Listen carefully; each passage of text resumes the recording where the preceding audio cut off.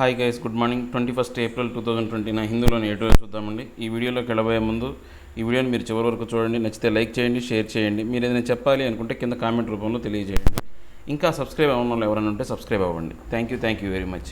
ఇక first article వచ్చేసి take over fears. Take over fears అంటే మన యొక్క కంపెనీలు ఏవైతే ఉన్నాయో, మన భారతదేశ కంపెనీలన్నీ వేరే దేశం యొక్క హ్యాండ్ ఓవర్లోకి వెళ్ళిపోతాయో, వాళ్ళు హస్తగతం చేసుకుంటారనే భయాలు ఏవైతే ఉన్నాయో దానికి సంబంధించిన ఆర్టికల్ అండి. యాక్చువల్గా ఈ యొక్క చైనా అనేది గత కొంతకాలంగా మన భారతదేశంలో పెట్టుబడులు పెట్టడం అనేది ఎక్కువైందనమాట. 2010 నుంచే ఈ యొక్క చైనా పెట్టుబడులు అనేది ఇప్పుడిగా మన భారతదేశంలో వస్తున్నాయి. 2015 నుంచి చూస్తే ఈ యొక్క పెట్టుబడులు అనేవి ఇంకా ఎక్కువ మొత్తంలో పెరిగిపోయినాయి అనమాట. సో దానికి సంబంధించిన ఆర్టికల్ అనమాట. అంటే మన యొక్క భారతదేశం యొక్క కంపెనీని చైనా ఎక్కడ హస్తగతం చేసుకోవడం, టేక్ ఓవర్ ఫియర్స్ అంటే ఏంటంటే మన యొక్క కంపెనీని వాళ్ళు హస్తగతం చేసుకోవడం అనమాట. దానికి సంబంధించిన ఆర్టికల్ అనమాట. A nuanced approach on Chinese investments using a automatic route may have been better. అంటే ఈ యొక్క సూక్ష్మ భేదంతో ఉన్న ఈ యొక్క విధానం ఏదైతే ఉందో ఈ చైనాస్ ఇన్వెస్ట్మెంట్ సంబంధించి, అంటే ఈ ఆటోమేటిక్ రూట్ ద్వారా అలాంటి అంశం అనేది అలా విధంగా పెట్టుబడి పెడితే అది కొంచెం బెటర్గా ఉంటుంది. మే హ్యావ్ బీన్ బెటర్ అంటే మంచి ఫలితాలను ఇవ్వచ్చు. మే హ్యావ్ బీన్ బెటర్ అంటే మే అంటే ఏంటి, ఇది యాక్చువల్గా ఈ సెంటెన్స్ మొత్తం కూడా ఫ్యూచర్ పర్ఫెక్ట్ అనమాట. ఈ future may have been better అంటే ఈ ఫ్యూచర్ పర్ఫెక్ట్లో చెప్పారు. అంటే రాబోయే కాలంలో మంచి మనకు ఫలితాన్ని ఇవ్వచ్చు అని చెప్తుందనమాట. ఒకసారి ఈ ఆర్టికల్లోకి వెళ్ళబోయే ముందు దీంట్లో ఉన్న డిఫికల్టీ వర్డ్స్ మనం ఒకసారి చూద్దాం. ఈ డిఫికల్టీ వర్డ్స్ అండి నేను కింద డిస్క్రిప్షన్లో పీడిఎఫ్ లింక్ అనేది ప్రొవైడ్ చేస్తాను. ఎవరైతే ఈ వీడియోని చూడబోయే ముందు కానీ ఈ ఆర్టికల్ని మీరు పేపర్లో చదవబోయే ముందు కానీ ఒకసారి మీరు ఈ డిఫికల్టీ వర్డ్స్ మీరు చూశారనుకోండి, మీకు చదివేటప్పుడు కొంచెం ఈజీగా ఉంటుంది. దాంతోపాటు నేను ఈ హిందీ యొక్క ఈ పేపర్ను కూడా కింద డిస్క్రిప్షన్లో పీడిఎఫ్ లింక్ అనేది ప్రొవైడ్ చేస్తున్నాను. ఎవరికైతే పేపర్ అవైలబిలిటీ లేదో వాళ్ళు కొంచెం ఈ పేపర్ని డౌన్లోడ్ చేసుకొని చదవడానికి ట్రై చేయండి. ఓకే, ఇంకా డిఫికల్టీ వర్డ్స్లోకి వస్తే take over fears, nuance, little difference, స్వల్ప భేదము, ఎక్స్ప్లాయిట్, యూటిలైజ్, వినియోగించు, కర్బ్, రిస్ట్రైంట్, రిస్ట్రిక్ట్, ఆటంకపరచు, సర్కమ్స్టెన్సెస్, సిచ్యుయేషన్స్, కండిషన్స్, పరిస్థితులు, పరిణామాలు, పర్వ్యూ, స్కోపు, ఎక్స్టెంట్, పరిధి, విస్తృతి, ప్లగ్, సీలు, క్లోజు, పూరించే, మిస్యూ, మెసేజ్, కమ్యూనికేషన్, ఉత్తరము, కస్టోడియన్, క్యూరేటర్, కీపర్, పోషకుడు. ఇవి దీంట్లో ఉన్న డిఫికల్టీ వర్డ్స్ అండి. ఇక మనం ఆర్టికల్లోకి వెళ్తే the government's decision to ban foreign direct investment FDI through the automatic route from neighbouring countries that share a land border with India has raised eyebrows. అంటే ఇప్పుడు ఈ గవర్నమెంట్ డెసిషన్ ఏంటి, ఈ FDI అంటే ఫారెన్ డైరెక్ట్ ఇన్వెస్ట్మెంట్లో ఆటోమేటిక్ రూపంలో అంటే ఆటోమేటిక్గా రూట్లో ఏవైతే ఈ యొక్క నైబరింగ్ కంట్రీస్లో ఉన్న పెట్టుబడులు పెట్టడం అనే అంశం మీద మన గవర్నమెంట్ అనేది కొంతవరకు ఏం చేసిందంటే ఒక డెసిషన్ తీసుకుంది. దాన్ని రిస్ట్రిక్ట్ చేయాలనే ఉద్దేశంతో కొంత డెసిషన్ తీసుకుంది. ఏవో మన యొక్క బోర్డర్ స్టేట్స్ వరకు మాత్రమే, అంటే మన బోర్డర్ స్టేట్స్ అయినటువంటి చైనా కావచ్చు, పాకిస్తాన్ కావచ్చు, బంగ్లాదేశ్ కావచ్చు, నేపాల్ కావచ్చు, భూటాన్, బర్మా, ఇవేవైనా కానీ ఈ యొక్క మన యొక్క బౌండరీస్ ఏవైతే షేర్ చేసుకుంటున్నాయో మన భారతదేశ బౌండరీస్కి, అలాంటి దేశాలకు మాత్రమే ఈ యొక్క ఆంక్షలు అనేది విధించిందనమాట. అంటే ఇంతకుముందు ఇవి ఓన్లీ బంగ్లాదేశ్కి, పాకిస్తాన్కి ఉండేవి ఇలాంటి. యాక్చువల్లీ ఇప్పుడు చైనా అన్ని దేశాలకు దీన్ని ఎక్స్టెండ్ చేసిందనమాట. ఇది ఒకసారిగా అందరినీ ఆశ్చర్యానికి, ఐబోస్ అంటే ఏంటంటే మన కళ్ళు ఎప్పుడు పెద్దగా చేస్తాం ఆశ్చర్యపరిచేటప్పుడు, అంటే ఆశ్చర్యాన్ని కలిగించే విధంగా ఉందన్నమాట. This is mainly because the move is seen as aimed at Chinese investors who could exploit cheap valuations in the depressed economic conditions post lockdown to pick up equity interest in select companies. అంటే ఇప్పుడు ఈ Chinese ఎందుకు ఇలాంటి విధానం తీసుకొచ్చారంటే ఈ China ఇన్వెస్టర్లు ఎవరైతే ఉన్నారో పూర్తిగా ఏంటంటే ఎక్స్ప్లాయిట్ చేస్తున్నారనమాట. అంటే వీళ్ళు ఈ తక్కువ రేట్లకి, ఇప్పుడు ఆల్రెడీ ఎకానమీ డిప్రెస్డ్ పొజిషన్లో ఉంది. ఈ పోస్ట్ లాక్డౌన్ పీరియడ్లో ఆల్రెడీ అలానే ఉంది. లాక్డౌన్ అయిన తర్వాత ఇంకా డిప్రెస్ అవడం వల్ల వీళ్ళు తక్కువ రేట్లకి దీన్ని ఆ యొక్క మొత్తం కూడా ఎక్స్ప్లాయిట్ అంటే కొనేసుకుంటున్నారనమాట. పూర్తిగా ఈ యొక్క కంపెనీల యొక్క కొన్ని సెలెక్టివ్ కంపెనీలు మాత్రమే వాళ్ళు పెట్టుబడులు పెట్టి ఆ కంపెనీలు అనేవి పూర్తిగా వాళ్ళు హస్తగతం చేసుకోవాలని ట్రై చేస్తున్నారు. India is not alone in this fear of opportunistic takeovers, as a press note 3 of 2020 series of the Commerce Ministry described it. అంటే ఇలాంటి విధానాల్లో అంటే ఈ యొక్క ఆపర్చునిస్టిక్ టేక్ ఓవర్ అంటే ఏంటి అంటే మనకి ఎప్పుడైతే అవకాశం దొరికినప్పుడే వీళ్ళు ఏదైతే టేక్ ఓవర్ తీసుకుంటారో ఏవైతే ఉందో, అంటే వాళ్ళు వేరే దేశాల వాళ్ళు అవకాశం దొరికినప్పుడు ఇలాంటి అంశాలను ఉపయోగించుకొని ఆ దేశం మీద ఆధిపత్యం సంపాదించడం కోసం ఆ దేశంలోని పెద్ద పెద్ద కంపెనీల మీద వాళ్ళు ఆధిపత్యాన్ని చెలాయిస్తారనమాట. ఈ ప్రెస్ నోట్ ఏది మన యొక్క కామర్స్ మినిస్ట్రీ ఇచ్చిన ఒక ప్రెస్ నోట్ ఆఫ్ 2020 సిరీస్లో ఆయన ఏం చెప్పాడంటే మన భారతదేశం ఒక్కటే కాదు ఇలాంటి పరిణామాల చర్యలు తీసుకుంటుంది, ఇంకా చాలా దేశాలు ఉన్నాయని చెప్పాడనమాట. Italy, Spain, France and Australia have already taken similar actions to protect their business from foreign, read Chinese investors fishing for distressed entities in need of cash in the post-COVID-19 scenario. అంటే ఈ యొక్క విధానం ఏదైతే ఉందో మన భారతదేశానికి ఒక్కటే పరిమితం కాదనమాట. ఇటలీ, స్పెయిన్, ఫ్రాన్స్, ఆస్ట్రేలియా కూడా ఇలాంటి అంశాలు, అంటే ఇలాంటి విధానాల గురించి ఈ యొక్క అంటే ఈ ఫారిన్ కంపెనీలో వచ్చి పెట్టుబడి పెట్టి, ముఖ్యంగా చైనీస్ కంపెనీస్ అనమాట.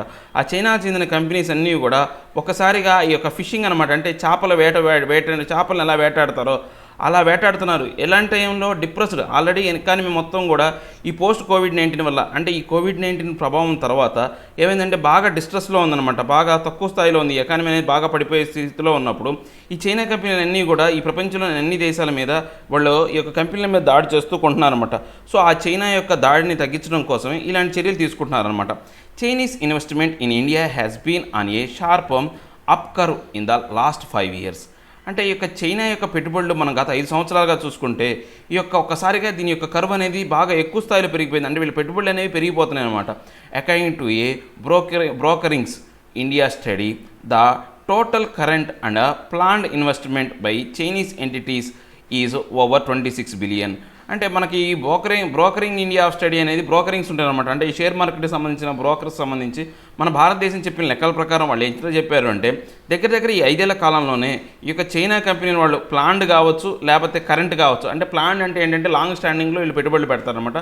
కరెంట్ ఏంటంటే అప్పుడు పెట్టుబడి పెట్టేసి కొంతకాలానికి అమ్మేయటం, లేకపోతే యొక్క లాభాల రంగాన్ని అమ్మేయటం, అలాంటి సిచ్యువేషన్లు ఉంటాయన్నమాట. అలాంటి 2 రకాలైనటువంటి ఈ పెట్టుబడులు $26 బిలియన్ అమౌంట్ అనేది వీళ్ళు పెట్టుబడిగా పెట్టారనమాట. Chinese capital is invested not just in brick and mortar industries but in technology and fintech startups, while Alibaba and Tencent have founded a host of Indian names such as Paytm, Swiggy, Ola, Zomato and Big Basket. అంటే ఈ యొక్క ఏదైతే ఈ China పెట్టుబడులు అనేవి చిన్న ఏదో ఒక ఇటుక బ్రిక్స్ కంపెనీస్ కానీ, మోటార్ సంబంధించిన ఇండస్ట్రీస్ సంబంధించిన కంపెనీస్లోనే మాత్రమే పెట్టట్లేదన్నమాట. ఏవైతే ఈ స్టార్టప్ ఏంటంటే ఫిన్టెక్ సంబంధించినవి, టెక్నాలజీ సంబంధించినటువంటి ఈ యొక్క స్టార్టప్ కంపెనీల్లో వాళ్ళ పెట్టుబడులు బాగా ఉన్నాయన్నమాట. ఆలీబాబా, టెన్సెట్ అనే ఇలాంటి కంపెనీలు అయితే, ఇంకా మన భారతదేశంలోనే కొన్ని కంపెనీలు ఏవైతే ఉన్నాయో Paytm, Swiggy, Ola, Zomato, Big Basket లాంటి వాటి పెద్ద పెద్ద కంపెనీల్లో, అంటే మన భారతదేశానికి చెందినటువంటి ఈ కంపెనీల్లో బాగా ఎక్కువ స్థాయిలో వీళ్ళు పెట్టుబడులు పెట్టారనమాట. It is quite possible that a move to curb or control Chinese investment in Indian companies was always on the cards and that COVID-19 was a good excuse to pull the trigger. అంటే ఇప్పుడు యాక్చువల్గా ఈ యొక్క China కంపెనీలకి ఆటంకం పరచాలనో, లేకపోతే ఈ China యొక్క పెట్టుబడులను కానీ, ఈ చైనా యొక్క ఆర్థిక విధానాన్ని మన భారతదేశంపై రుద్దకుండా కంట్రోల్ చేయాలని మన భారతదేశం కానీ చాలా కాలం నుంచి ప్రయత్నిస్తుంది. కానీ అవకాశం దొరకట్లేదు. కానీ ఈ COVID-19 వల్ల ఒక మంచి గుడ్ ఎక్సర్సైజ్ అనమాట ఇలాంటి పరిణామాలని. ఎందుకని COVID-19 కారణంగా చూపి ఇలాంటి పెట్టుబడులను వీళ్ళు వ్యతిరేకించవచ్చు అనమాట. సో పుల్ ద ట్రిగ్గర్, అంటే వీళ్ళు ట్రిగ్గర్ లాగడానికి అవకాశంగా దొరికిందనమాట ఇప్పుడు మనకున్న situation. There has always been unease over the fact that there is a thin line that divides the state sector from private enterprises in China, and several companies there trace linkage back to the security apparatus of the country. అంటే ఇప్పుడు మనం చూస్తే చైనాలో ఈ యొక్క companies అనేవి కూడా ఆ దేశానికి వాటికి మధ్య ఒక లైన్ ఉందన్నమాట. ఒక చిన్న లైన్ అయితే ఉంది ప్రైవేట్, అంటే ఆ కంపెనీలకి కొంచెం దాన్ని విభజిస్తూ కొన్ని లైన్ అయితే ఉందన్నమాట. అంటే దేశానికి ఆ కంపెనీలకి ఎంతవరకు పొంతన ఉండదన్నమాట. ఆ దేశం సపరేటే, ఆ కంపెనీలు సపరేటే. కానీ కొన్ని కంపెనీలు మాత్రం పూర్తిగా వాళ్ళు ఆ దేశంతో లింకేజ్ అయి ఉంటారనమాట.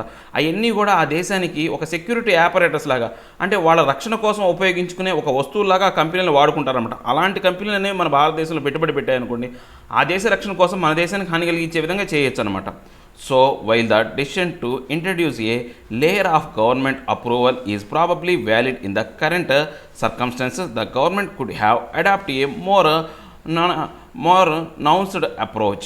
అంటే ఇప్పుడు ఇలాంటి సమయంలో, అంటే అలాంటి దేశానికి రక్షణ కల్పించే కంపెనీలు ఏవైతే పెట్టుబడులు పెడుతున్నారో అలాంటి కంపెనీలకి వీళ్ళు ఒక లేయర్ అప్రోచ్ అనమాట. అంటే ఇప్పుడు మన భారతదేశంలో పెట్టుబడులు పెట్టాలంటే ఇంతకుముందు ఆర్బీఐకి ఇన్ఫార్మ్ చేస్తే చాలు, కానీ ఇప్పుడు ఆర్బీఐ యొక్క పర్మిషన్స్ తీసుకోవాలి, గవర్నమెంట్ యొక్క పర్మిషన్స్ అనేవి మస్ట్గా ఉండాలి.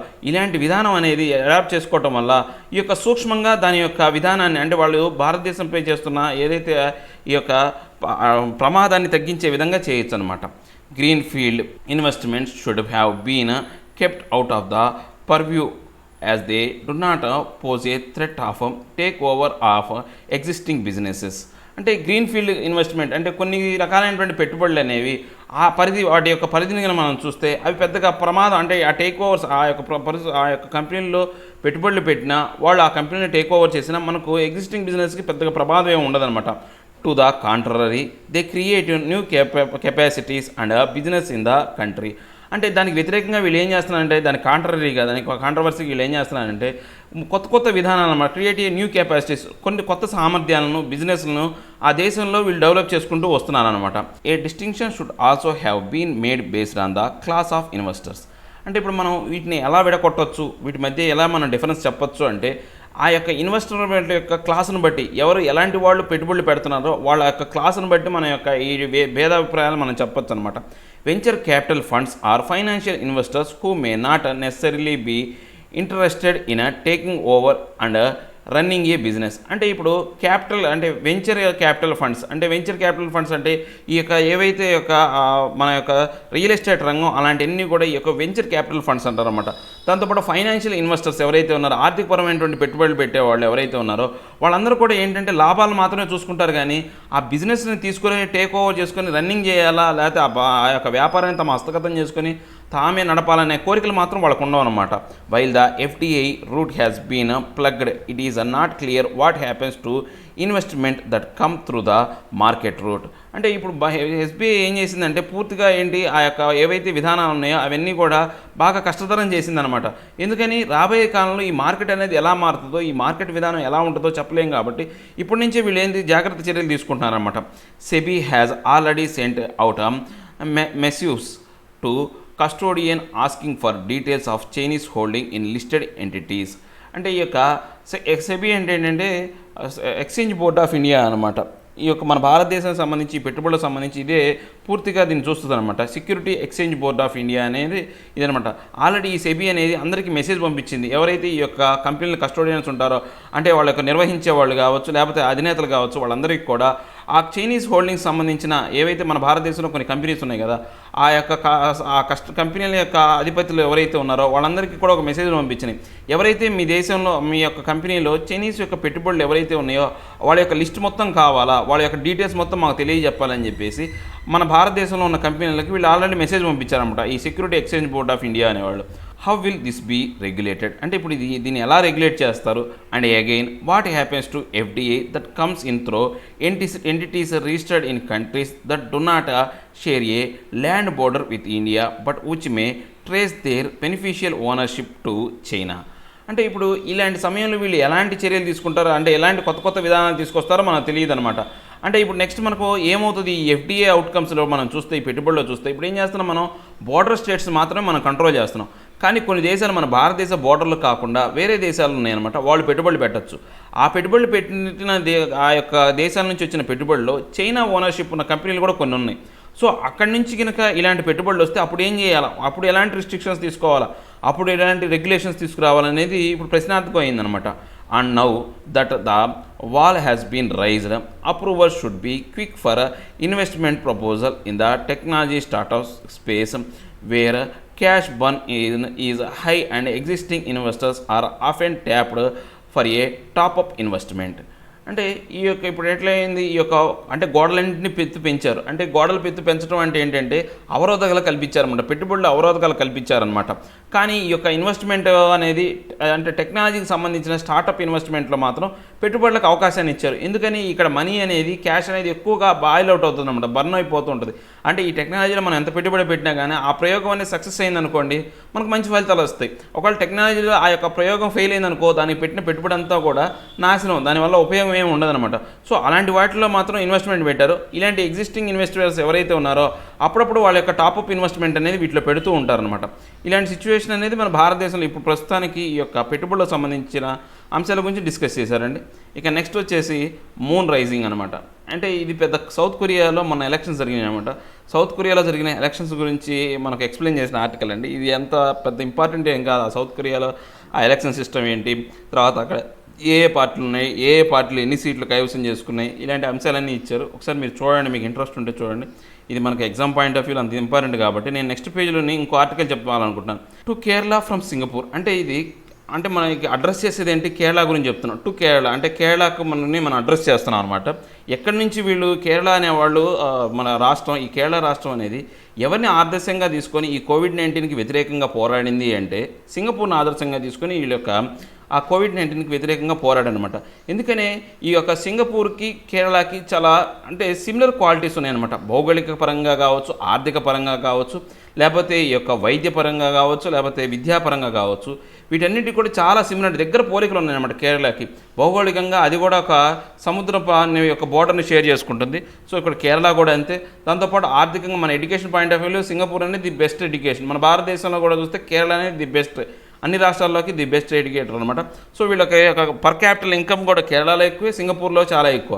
సో ఇలాంటి కంపారిటివ్గా తీసుకుంటే కేరళ అనేది సింగపూర్ని అనుసరించి ఆ కోవిడ్-19 నుంచి బయటపడింది అనమాట. సింగపూర్ కూడా కొన్ని వాటిని ఫుల్ఫిల్ చేయలేదు, కానీ కేరళ వాళ్ళకన్నా బాగా ప్రభావితంగా ఈ యొక్క కోవిడ్-19 నుంచి బయటపడిందని చెప్పే ఆర్టికల్ అనమాట. In it's response to the COVID-19 pandemic Kerala could draw some lessons from Singapore. అంటే ఇప్పుడు ఏదైతే ఈ కోవిడ్-19 ఈ యొక్క వ్యాధి ఉందో, ఈ మహమ్మారి ఉందో, దానికి సంబంధించి వీళ్ళు రెస్పాన్స్ ఏదైతే ఉందో దానికి ప్రతిచర్యగా వీళ్ళు చేసే విధానాలు ఏవైతే ఉన్నాయో అలాంటి విధానాలన్నీ కూడా ఈ కేరళ గవర్నమెంట్ అనేది సింగపూర్ నుంచి నేర్చుకున్న పాఠాల ద్వారా వాళ్ళు ఈ యొక్క వ్యాధిని మీద పోరాడారనమాట. సో ఈ ఆర్టికల్లోకి వెళ్ళబోయే ముందు దీంట్లో ఉన్న డిఫికల్టీ వర్డ్స్ మనం ఒక్కసారి చూద్దాం. ఎక్లైమ్, ప్లూడింట్, ప్రైజు, పొగడ్తలు, డెఫ్ట్, స్కిల్ఫుల్, క్యాపుల్, తెలివిగల, నైపుణ్యం, కెటస్ట్రోఫిక్, డిజాస్ట్రస్, కెలామిటీస్, విపత్తు, డెప్లాయ్, పొజిషన్, సిచ్యువేషన్, రంగంలోకి దింపు, హార్నెక్స్, ఎక్స్ప్లాయిట్, యూటిలైజ్, ఉపయోగించు, కియోస్క్, బూత్, స్టాల్, దుకాణము, రోబస్ట్, స్ట్రాంగ్, టఫ్, దృఢమైన, అన్సర్టనిటీ, అన్ప్రెడిక్టబిలిటీ, అన్రిలయబిలిటీ, అనిశ్చితి, విజిలెంట్, వాచ్ఫుల్, అబ్జర్వెంట్, అప్రమత్తంగా, ఈవెంచువాలిటీ, ఈవెంట్, ఇన్సిడెంట్, సంభావన, పర్టైనెంట్, రిలవెంట్, సూటబుల్, సంబంధించిన, వైటల్, ఇంపరేటివ్, క్రూషియల్, అనివార్యము, డిస్పారిటీ, ఇన్ఈక్వాలిటీ, ఇంబ్యాలెన్స్, అసమానత్వము, ఫ్రెగైల్, బ్రేకబుల్, బ్రిటల్, పెలుసైన, ఎండోన్మెంట్, ఫ్యూచర్, క్వాలిటీ, వరము. ఇవి దీంట్లో ఉన్న డిఫికల్టీ వర్డ్స్ అండి. ఇక మనం ఆర్టికల్లోకి వెళ్తే, over the past 3 years Kerala has suffered the Nipah virus outbreak, 2 floods and the COVID-19 pandemic. అంటే మనం గడిచిన 3 సంవత్సరాల నుంచి చూసుకుంటే కేరళ అనేది నిప్పా వైరస్ వ్యాధిని బారిన పడింది. 2017లో నిప్పా వ్యాధి అనేది కేరళని అతలాకుతలం చేసిందనమాట. తర్వాత 2 భయంకరమైనటువంటి వరదలు వచ్చినాయి. ఇప్పుడు కోవిడ్-19 వచ్చిందనమాట. ఈ యొక్క మహమ్మారి అనేది, ఈ వ్యాధి అనేది వచ్చింది. The state has a won world wide acclaim for its deft handling of these catastrophe by mostly deploying domestic resources. అంటే ఇది ప్రపంచవ్యాప్తంగా వరల్డ్ వైడ్గా ఇది రకరకాలైనటువంటి పొగడ్తలు, అంటే ఈ యొక్క సక్సెస్ సంబంధించి ఈ పొగడ్తలు ఎందుకని ఈ డెఫ్ట్ అనమాట. వీళ్ళు చాలా తెలివిగా ఈ యొక్క కెటస్ట్రోఫీని అంటే ఈ విపత్తును అనే దాన్ని వీళ్ళు ఎదుర్కొన్నారన్నమాట. ఎట్లాగా మోస్ట్లీ వాళ్ళు ఏం చేశారంటే ప్రపంచంలో నుంచి ఎటువంటి మందులను కానీ లేకపోతే పరికరాలు కానీ దిగుమతి చేసుకోకుండా వాళ్లకు డొమెస్టిక్గా రిసోర్సెస్, వాళ్ళకి ప్రదేశంలో ఉన్న ఏవైతే వస్తువులు ఉన్నాయో ఆ సౌకర్యాలను ఉపయోగించుకునే వాళ్ళు ఈ వ్యాధిని ఎదుర్కొన్నారనమాట. But its troubles are not over and Kerala need to continue harness its capabilities to withstand recurring disasters. అంటే ఇప్పుడు వాళ్ళ యొక్క సమస్యలు అనేవి ఇంతటితో తీరిపోలేదన్నమాట. కానీ ఈ కేరళ అనేది వాటి యొక్క ఏదైతే సామర్థ్యాన్ని ఇంకా పెంచుకోవాల్సిన అవసరం ఉందన్నమాట. ఎందుకని రాబోయే కాలంలో ఇలాంటి రికరింగ్ అంటే మరలా వచ్చే రికరింగ్ అంటే మరలా వచ్చే ఈ యొక్క ఇలాంటి అంటే విపత్తులు కానీ ఉత్పాతాలు కానీ నుంచి తప్పించుకోవడానికి ఇంకా కేరళ అనేది బలపడాలి. The response of Kerala's political leadership, its healthcare professionals and the public to the COVID-19 crisis has been breathtaking. అంటే ఈ యొక్క కోవిడ్-19 సంబంధించి ఈ కేరళ యొక్క రాజకీయ నాయకులు కావచ్చు, అక్కడ ఉన్న ఆరోగ్య హెల్త్ కేర్ ప్రొఫెషనల్స్ కావచ్చు, తర్వాత ఈ కోవిడ్-19 సంబంధించి పబ్లిక్లు వ్యవహరించిన విధానం కావచ్చు, ఇవన్నీ కూడా ఎన్ని అంశాల యొక్క కలపోత వల్లే ఏమైందంటే ఈ యొక్క వ్యాధి నుంచి వాళ్ళు బయటపడి కొంచెం ఉపశమనం, బ్రీత్ టేకింగ్ అంటే ఏంటంటే ఉపశమనం, బ్రీత్ టేకింగ్ మీన్స్ ఏంటంటే ఉపశమనం పొందారనమాట. The state has an impressive tracking and surveillance system. ఆ రాష్ట్రానికి వాళ్ళకు చాలా వరకు మంచిగా ఆ యొక్క ట్రాక్ చేసే విధానము, తర్వాత సర్వైలెన్స్ అంటే వాళ్ళు ఏదైతే పర్యవేక్షించే అవకాశం కలిగిన విధానం అనేది ఆ రాష్ట్రంలో బాగా ఉందన్నమాట. It has set up testing kiosks. అంటే కియాస్క్స్ అంటే ఏంటంటే దుకాణాలు అనమాట. అక్కడ ఎక్కువ శాతం అంటే ఈ యొక్క టెస్ట్ చేయడానికి ఎక్కువగా వాళ్ళకి అవకాశం ఉన్నటువంటి ప్రదేశాలు కావచ్చు, లేకపోతే ఆ యొక్క ఎక్కువ ల్యాబ్స్ అనేవి ఈ రాష్ట్రం అనేది కలిగి ఉందన్నమాట. It has institutes that are ready for plasma trials and it has also enacted a law on pandemic control. అంటే వీళ్ళకి చాలా వరకు ఇన్స్టిట్యూట్స్ ఉన్నాయన్నమాట. అంటే ఈ ప్లాస్మా ట్రయల్స్ని, మన శరీరంలో ఉండే ఈ ప్లాస్మా అంటే ఈ యొక్క కణంలో ఉండే ఈ ప్లాస్మాను గురించి సంబంధించిన ట్రయల్స్ అంటే ట్రయల్స్ తెలుసుకోగలిగే ల్యాబొరేటరీస్ ఉన్నాయి. దాంతోపాటు వీళ్ళు పెండమిక్ కంట్రోల్ సంబంధించి వీళ్ళు ప్రత్యేకమైనటువంటి చట్టాన్ని అనేదాన్ని తయారు చేశారనమాట. The Kerala government has been distributing food through community kitchens and is running the highest number of relief camps for migrant workers in the country. అంటే కేరళ అనేది ఆ రాష్ట్రంలో ఉన్న ప్రజలకి ఎక్కువ శాతం ఆహారాన్ని ఎలా డిస్ట్రిబ్యూట్ చేస్తుంది అంటే ఆ కమ్యూనిటీ కిచెన్స్ ఏవైతే ఉన్నాయో ఆ కమ్యూనిటీకి సంబంధించిన కొన్ని కిచెన్స్ ఏవైతే ఉన్నాయో వాటి ద్వారా ఇప్పుడు మనకి కనుక అన్నా క్యాంటీన్ అని, అమ్మ క్యాంటీన్ అని కొన్ని ఉన్నాయి మన రాష్ట్రాల్లో. అలాంటి కమ్యూనిటీకి సంబంధించిన క్యాంటీన్స్ అనేవి కేరళలో చాలా ఎక్కువ ఉన్నాయి అనమాట. రకరకాల కమ్యూనిటీకి సంబంధించి వాళ్ళ ద్వారా ఆహారాన్ని ఇస్తున్నారు. దాంతోపాటు వీళ్ళు భారతదేశంలోనే అత్యంత ఎక్కువగా మైగ్రెంట్ వర్కర్స్ సంబంధించినటువంటి ఈ యొక్క క్యాంప్స్ అనేవి నిర్వహిస్తున్నారనమాట. ఆ మైగ్రెంట్ వర్కర్కి సరైన సౌకర్యాలు కల్పిస్తూ వాళ్ళకు క్యాంపులు అనేవి ఏర్పాటు చేశారనమాట వాళ్ళు ఉండడానికి. It is not only these immediate steps that explain why the state has a low death rate and a high recovery rate in India during the pandemic. అంటే సో ఇలాంటి ఈ యొక్క ఇమ్మీడియట్ స్టెప్స్ వల్ల ఏమైంది అంటే ఈ రాష్ట్రంలో తక్కువ అంటే మరణాలు ఉన్నాయి. దాంతోపాటు ఎక్కువగా రికవరీ రేట్లు అంటే ఈ వ్యాధి నుంచి త్వరగా కోలుకునే వాళ్ళు ఈ యొక్క ఇండియా మొత్తం మీద చూసుకుంటే ఈ యొక్క పెండమిక్ ఈ వ్యాధి సమయంలో ఈ రాష్ట్రానికి మరణాల రేటు తక్కువ, ఈ వ్యాధి నుంచి కోలుకొని బయటపడ్డ వాళ్ళు ఎక్కువ అనమాట. The credit also goes to decades of past investment in health and education by the both public and private sector. అంటే ఈ యొక్క మొత్తం దీనికి సంబంధించినటువంటి ఈ యొక్క ఫలితం అనేది, ఈ రిజల్ట్ అంతా కూడా, ఈ క్రెడిట్ అంతా కూడా ఎవరికి దక్కుద్దంటే గత కొంతకాలంగా ఈ యొక్క రాష్ట్రంలో ఆరోగ్యానికి, తర్వాత విద్యా విధానానికి వీళ్ళు పెట్టిన పెట్టుబడుల వల్ల ఈ యొక్క క్రెడిట్ మొత్తం దక్కుతుంది. అంటే వీళ్ళు పబ్లిక్ గాను ప్రైవేట్ గాను ఎక్కువ శాతం పెట్టుబడులు దేంట్లో పెట్టారంటే ఈ విద్యా వైద్యంలో పెట్టారనమాట. This was produced a robust health system. దీనివల్ల వీళ్ళకి ఒక కఠినమైనటువంటి ఆరోగ్య విధానం అనేది వీళ్ళకి ఏర్పడింది. This is why Kerala was able to implement the break the chain campaign so softly and effectively. అంటే ఇలాంటి కారణాల వల్ల ఈ యొక్క కేరళ రాష్ట్రం అనేది ఈ యొక్క అంటే ఈ చైన్ సిస్టమ్ని ఒకరి నుంచి ఒకరికి వ్యాధి చెంది ఈ యొక్క చైన్ సిస్టమ్ని బ్రేక్ చేసి చాలా ఎంత అంటే ఎఫెక్టివ్గా, చాలా మంచిగాను, తర్వాత సాఫ్ట్ స్మూత్గా, ఎటువంటి ఇబ్బందులు అంటే ప్రజల్ని ఎటువంటి ఇబ్బంది బాధలకు గురి చేయకుండా మంచి నైపుణ్యంతో వీళ్ళు బయటపడ్డారన్నమాట. ఆ చైన్ అనేది బ్రేక్ చేశారు. In view of the high uncertainty associated with this new virus, Kerala's leadership knows well that it is crucial to stay vigilant as Singapore's experience illustrates. అంటే ఇక్కడ ఈ యొక్క హై అన్సర్టనిటీస్ అనమాట. అంటే అక్కడ ఆ రాష్ట్రంలో ఎక్కువ శాతం అనిశ్చితి ఉందన్నమాట ఈ యొక్క వైరస్ సంబంధించి. ఆ కేరళ లీడర్షిప్కి బాగా తెలుసు అనమాట. ఇది చాలా ఒక ముఖ్యమైనటువంటిది. దాంతోపాటు దీన్ని స్టే విజిలెంట్ అనమాట. అంటే దీన్ని అందరికీ తెలియజెప్పే విధంగా, అందరికీ దీని గురించి అవగాహన కలిగించే విధంగా ఏదైతే సింగపూర్ విధానం ఏదైతే ఉందో దాన్ని అనుసరించాలని చెప్పి వీళ్ళు ఈ లీడర్షిప్ అనుకున్నారనమాట. Singapore did very well in putting a firm lid on new infection, but it has subsequently seen an explosive uptick in cases and even deaths. అంటే సింగపూర్ అనేది చాలా వరకు మంచి ఫలితాలను అందుకుందనమాట. ఏంటి ఈ యొక్క ఇన్ఫెక్షన్ని కంట్రోల్ చేయడంలో, ఈ యొక్క వ్యాధిని కంట్రోల్ చేయడంలోనూ చాలా వరకు వీళ్ళు మంచి విధానాలను అవలంబించారు. కానీ ఆ తర్వాత కాలంలో ఏమైందంటే దీంట్లో ఒకసారిగా ఈ యొక్క సింగపూర్ దేశంలో ఒక్కసారిగా కేసులు అనేవి పెరిగిపోయినాయి. దాంతోపాటు మరణాలు కూడా చాలా వరకు పెరిగిపోయినాయి అనమాట.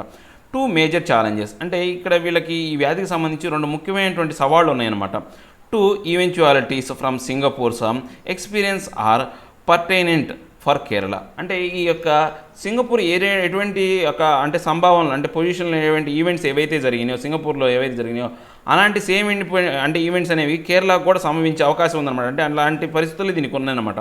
The first challenge is the flight of returning students and workers as foreign countries became inhospitable for non nationals. అంటే ఫస్ట్ ఛాలెంజ్ ఏంటంటే ఈ రాష్ట్రంలో ఎక్కువ శాతం మంది ప్రజలు అనేవాళ్ళు వేరే దేశాల్లో పనిచేయటం, తర్వాత విద్యార్థులు అనేవాళ్ళు వేరే దేశాల్లో చదవటం వల్ల ఆ దేశాల నుంచి ఒక్కసారిగా వాళ్ళందరూ కూడా రిటర్న్ అవటం మొదలుపెట్టారనమాట. ఎందుకని ఆ దేశంలో ఉన్న ఆ దేశాలన్నీ కూడా ఆ దేశీయులను కాకుండా అంటే ఆ జాతీయులను కాకుండా వేరే జాతి వాళ్ళని ఉండనీయమని చెప్పేసరికి అక్కడి నుంచి ఒక్కసారిగా గుంపులుగా వచ్చి జనాలన్నీ పడటం జరిగింది. అది first point. Singapore returning travellers bring back the infection even as it employed a sound and tested screening and quarantine system. అంటే సింగపూర్ కూడా ఇలానే ఏంటి ఎక్కువ మంది వేరే దేశం నుంచి రావటం వల్ల అక్కడ దేశంలో ఇన్ఫెక్షన్ పెరిగిపోయింది. ఎలా అక్కడ చాలా వరకు వాళ్ళు మంచిగా అంటే వాళ్ళు ఎయిర్పోర్ట్లోనే మంచి స్క్రీనింగ్ అని తర్వాత ఆ యొక్క వ్యాధి పడ్డ వాళ్ళందరినీ నిర్బంధానికి గురి చేసినప్పటికీ కూడా వీళ్ళ యొక్క ఎక్కువ ప్రవాహం ఉండటం వల్ల దానివల్ల కేసులు అనేవి సింగపూర్లో పెరిగిపోయినాయి అనమాట. సో కేరళ కూడా అలాంటి పొజిషన్ అనమాట. Kerala handled the returning population well starting with the first case from Wuhan. అంటే కానీ సింగపూర్లో కాకుండా కేరళ అనేది చాలా ప్రభావవంతంగా ఈ యొక్క పాపులేషన్ని హ్యాండిల్ చేసిందనమాట. అంటే విదేశాల నుంచి వస్తున్న ఎవరైతే వాళ్ళ యొక్క పౌరుల్ని చాలా వరకు హ్యాండిల్ చేసింది. అంటే ఫస్ట్ కేసు ఎక్కడి నుంచి వచ్చిందంటే వుహాన్ నుంచి వచ్చింది. వుహాన్ నుంచి ఒక విద్యార్థి అనేవాడు కేరళకు వచ్చాడనమాట. అంటే వుహాన్లో చదువుతున్న కేరళ విద్యార్థి రిటర్న్ అవడం వల్ల అక్కడ ఫస్ట్ కేసు అనేది ఫెయిల్ అయిందనమాట. But the stakes will be high going forward. కానీ అప్పటి నుంచి ఈ యొక్క సంఖ్య అనేది రోజు రోజుకు పెరుగుతూ వస్తూ ఉందన్నమాట. The International Monetary Fund projects that West Asia output will decline 3% in 2020. Nearly 1 million Kerala's work in United Arab Emirates alone. అంటే ఇప్పుడు మనకు ఇంటర్నేషనల్ మానిటరీ ఫండ్ ఆల్రెడీ మనం చెప్పుకున్నాం. దానికి సంబంధించి 6.3% ఉన్న ఈ యొక్క గ్రోత్ రేట్ జీడిపి అనేది ప్రపంచ జీడిపి అనేది 3% పడిపోయి 3.3% వచ్చిందని నేను చెప్పుకున్నాను అనమాట. సేమ్ అలాంటి డిక్లైన్ అనేది 3% పడిపోవడం అనేది 2020లో జరిగింది. దాంతోపాటు అంటే దీనికి ఈ పడిపోవడానికి కారణంతో పాటు ఈ యొక్క ఎవరైతే కేరళ ఎవరైతే ఉన్నారో అరబ్ యూనియన్ అంటే యునైటెడ్ అరబ్ ఎమిరేట్స్లో నివసిస్తున్న వాళ్ళందరూ ఒక్కసారిగా కేరళకు రావడం వల్ల వీళ్ళు ఆర్థికంగా కూడా దెబ్బతగిలే విధంగా ఉందన్నమాట. ఈ యొక్క ఎకానమీ అనేది ఇంటర్నేషనల్ గ్లోబల్గా పడిపోయింది. సో ఇప్పుడు కేరళేటర్స్ ఎవరైతే ఉన్నారో వాళ్ళు కూడా పడిపోయిందనమాట. lakhs of people from the West Asia are scheduled to return home to Kerala. అంటే ఈ యొక్క వెస్ట్ ఏషియాలో ఉన్న ఈ యొక్క పశ్చిమ ఆసియా ప్రాంతంలో ఉన్న వాళ్ళందరూ కూడా ఒకసారిగా కేరళ రాష్ట్రానికి అంటే వాళ్ళ యొక్క సొంత రాష్ట్రానికి రావడం మొదలుపెట్టారనమాట. The second challenge for Singapore is the explosive spread among foreign workers most of whom are from South Asia. అంటే ఇక్కడ సింగపూర్లో ఉన్న ఏదైతే సెకండ్ ఛాలెంజ్ ఏదైతే ఉందో అక్కడ ఫారెన్ వర్కర్స్ చాలామంది ఉన్నారన్నమాట. ఈ వ్యాధి అనేది ఆ ఫారెన్ వర్కర్స్ అంటే ఇతర దేశాలలో వాళ్ళు అక్కడికి వచ్చి పనిచేసే వర్కర్లో ఈ వ్యాధి అనేది ఎక్కువ మొత్తంలో స్ప్రెడ్ అవుతూ ఉందన్నమాట. అదొక challenge. A society can be only as strong as its a weakest link as illustrated by the thousands of workers in dormitories testing positive for the virus. అంటే ఇప్పుడు మనకి ఏదైనా ఒక సమాజం అనేది బలంగా ఉంటుంది. ఎట్లా బలంగా ఉంటుంది అంటే ఒక వీకెస్ట్ లింక్తోనే మాత్రమే అంటే బలహీనమైనటువంటి ఒక అంశంతో ఆ దేశం అనేది బలంగా ఉంటుంది అనమాట. ఇక్కడ బలహీనమైన అంశం ఏంటంటే వేరే దేశాల నుంచి వచ్చే ఎవరైతే ఈ యొక్క పనిచేసే వాళ్ళు కూలీలు ఉన్నారో ఆ వలస కూలీలు అనేవాళ్ళు అది ఒక వీకెస్ట్ లింక్ అనమాట. ఎందుకని ఆ దేశం యొక్క ఎకానమీ మొత్తం కూడా పూర్తిగా దాని యొక్క బలమంతా కూడా వాళ్ళ మీద ఆధారపడి ఉంటుంది అనమాట.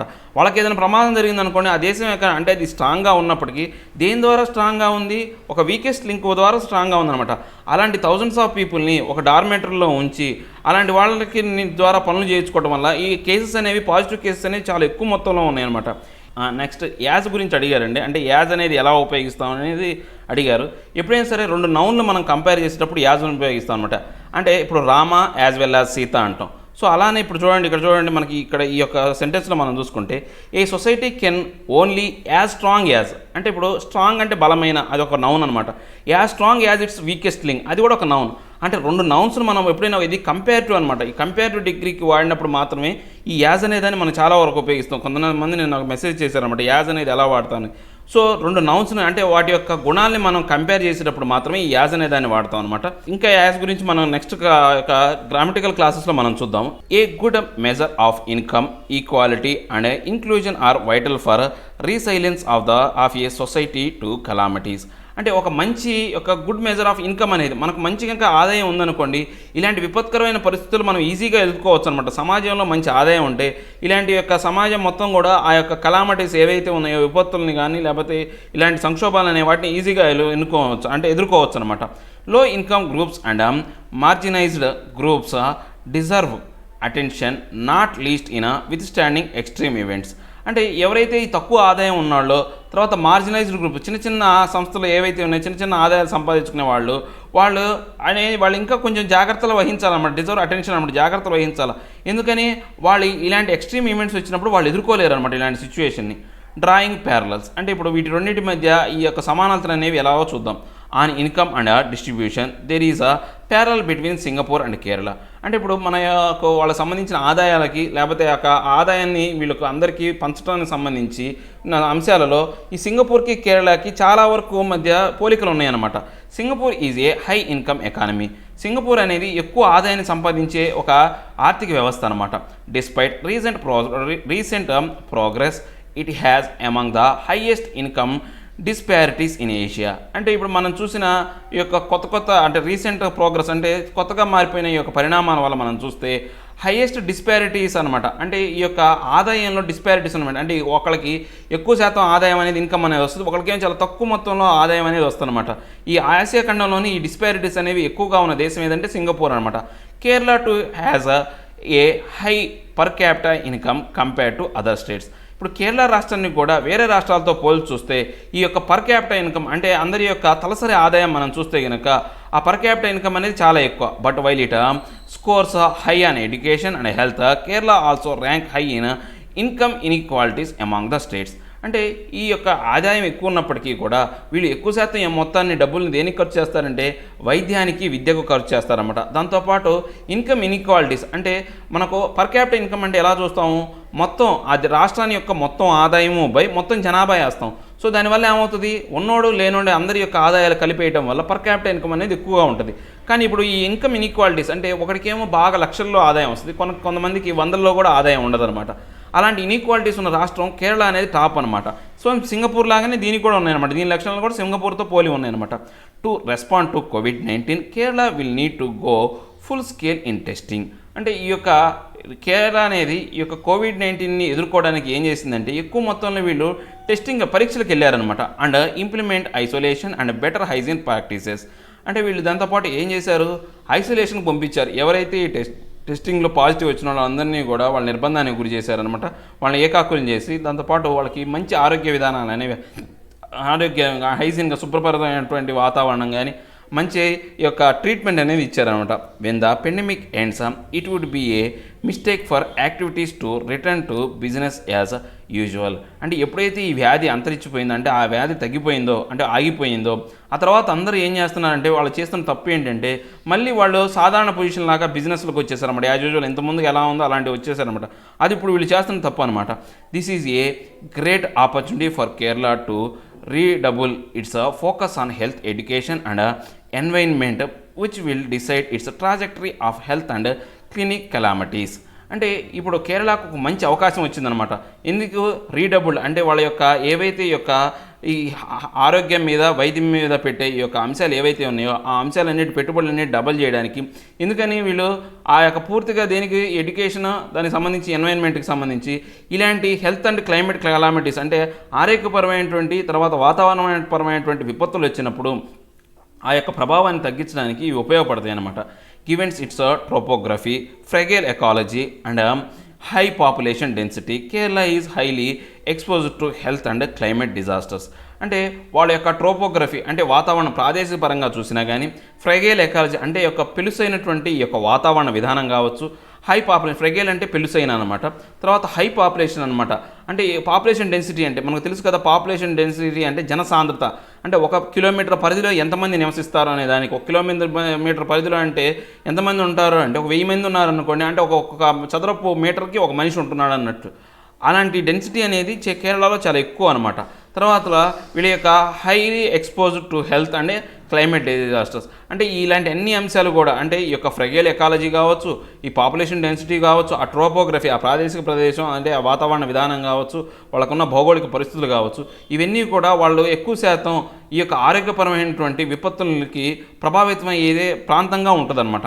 If the state can revive economic growth in more environmentally and socially sustainable ways, it would not only be more resilient to extreme events but also have a greater chance of using rich human and natural endowments for the betterment of its people. అంటే ఇప్పుడు వీళ్ళు ఏదైతే state ఏంటంటే ఈ యొక్క ఎకానమీని అనేది తిరిగి పునరుద్ధరించుకోవాలా, గ్రోత్ని. ఎందుకు దేని పరంగా? మోర్ ఎన్విరాన్మెంటల్గా, అంటే యొక్క వాతావరణ పరంగా, సోషల్లీ సస్టైనబుల్, అంటే వాతావరణ పరంగా స్టేబుల్గా ఉండాలి, అంటే గట్టిగా దృఢంగా ఉండాలా, సామాజిక పరంగా కూడా దృఢంగా ఉండాలన్నమాట. దీనివల్ల ఏమవుతుందంటే ఇలాంటి విపత్కరమైన పరిస్థితులు, ఎక్స్ట్రీమ్ ఈవెంట్స్ అనమాట, అంటే ప్రమాదకరమైన పరిస్థితుల నుంచి వీళ్ళు ఈజీగా బయటపడగలరు. దాంతోపాటు అక్కడున్న ప్రజలకి, అంటే ప్రమాదం లేనప్పుడు సమయంలో అక్కడున్న ప్రజలకి ఆరోగ్యవంతమైనటువంటి మంచి విధానాన్ని, అంటే ఎండోన్మెంట్ అనమాట, వాళ్ళకి మంచి జీవనాన్ని కలిగించే విధంగా, సహాయపడే విధంగా ఉంటుందన్నమాట ఈ యొక్క పరిణామాలన్నీ కూడా. ఇవండి ఈరోజు నా ఎడిటోరియల్లోని 2 ఆర్టికల్స్. నా ఎక్స్ప్లెనేషన్ మీకు నచ్చినట్లయితే లైక్ చేయండి, షేర్ చేయండి, సబ్స్క్రైబ్ చేయడం మాత్రం మర్చిపోకండి. Thank you very much.